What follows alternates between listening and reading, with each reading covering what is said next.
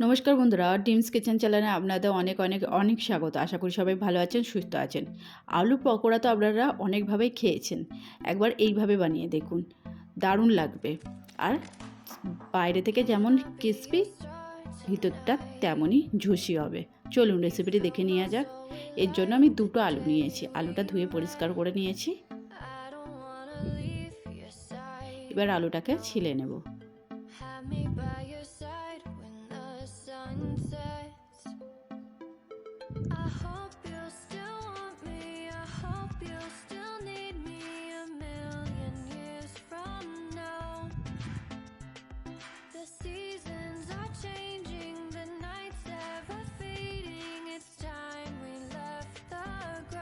এবার একটা গ্রেটারের সাহায্যে আলুটাকে গ্রেট করে নেব।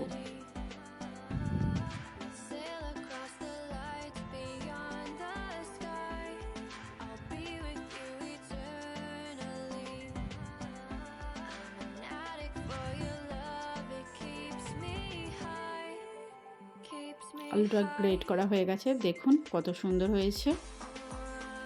এবার একটা পাত্রে প্লেন জল নেব, তার মধ্যে আলুটা দিয়ে ভালো করে একবার ধুয়ে নেব। এইভাবে জল চিপে আলুটাকে তুলে নিতে হবে। এবার একটা পাত্রের মধ্যে ঠান্ডা জল নিতে হবে। ফ্রিজের মধ্যে আগে থেকেই জল দিয়ে রাখবেন। ফ্রিজের ঠান্ডা জল দিয়ে তার মধ্যে আলুটাকে প্রায় 5 মিনিটের জন্য ভিজিয়ে রাখতে হবে।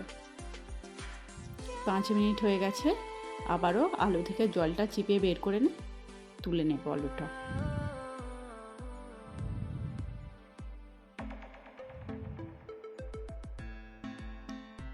এই টিপসটা ফলো করলে আপনাদের পকোড়াগুলো ভীষণই ক্রিসপি হবে।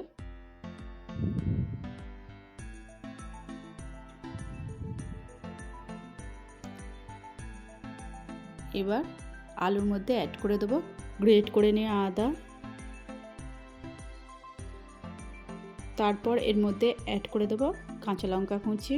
আপনারা যতটা পরিমাণ ঝাল খেতে চান সেই অনুযায়ী কাঁচা লঙ্কা কুচি এর মধ্যে ইউজ করতে পারেন।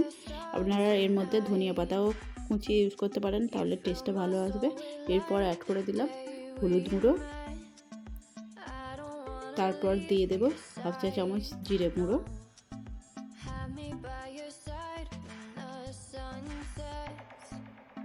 হাফ চা চামচ লঙ্কার গুঁড়ো অ্যাড করে দিলাম।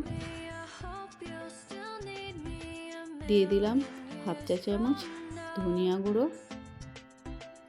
এবার দিয়ে দেবো পরিমাণ মতো লবণ।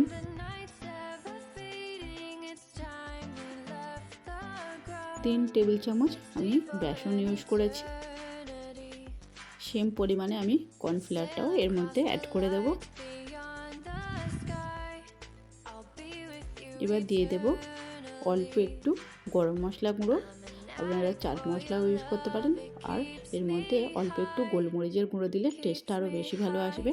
সমস্ত উপকরণটা ভালো করে এইভাবে মাখিয়ে নিতে হবে।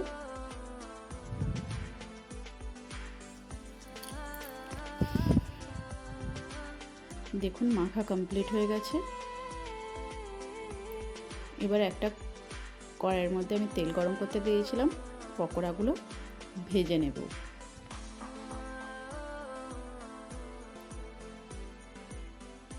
রেসিপিটি যতটাই ইজি ততটাই খেতে টেস্টি। আর এটা একটা ভিন্ন পদ্ধতিতে বানানো পকোড়া, আর এটা খেতেও ভীষণই ভালো হয়। সন্ধেবেলা চায়ের সাথে যদি এই রেসিপিটি থাকে তাহলে চায়ের আড্ডা পুরোই জমে যাবে। আপনারা চাইলে নিরামিষ না বানিয়ে পেঁয়াজ রসুন দিয়েও এই রেসিপিটি বানাতে পারেন। গ্যাসের ফ্লেমটা অবশ্যই মিডিয়ামে রাখতে হবে যাতে পকোড়াগুলো খুব ভালো করে ভাজা হয়।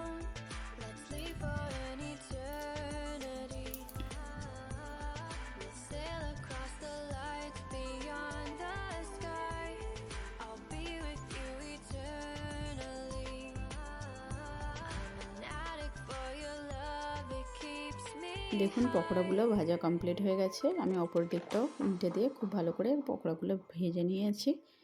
কত সুন্দর হয়েছে দেখুন। সমস্ত পকোড়া আমি এইভাবে ভেজে নিয়েছি। রেডি হয়ে গেছে আমাদের ক্রিসপি পটেটো পকোড়া। ভীষণই টেস্টি হয়েছিল। আপনারা অবশ্যই বানিয়ে দেখুন আর কমেন্ট করে জানান কেমন হয়েছে।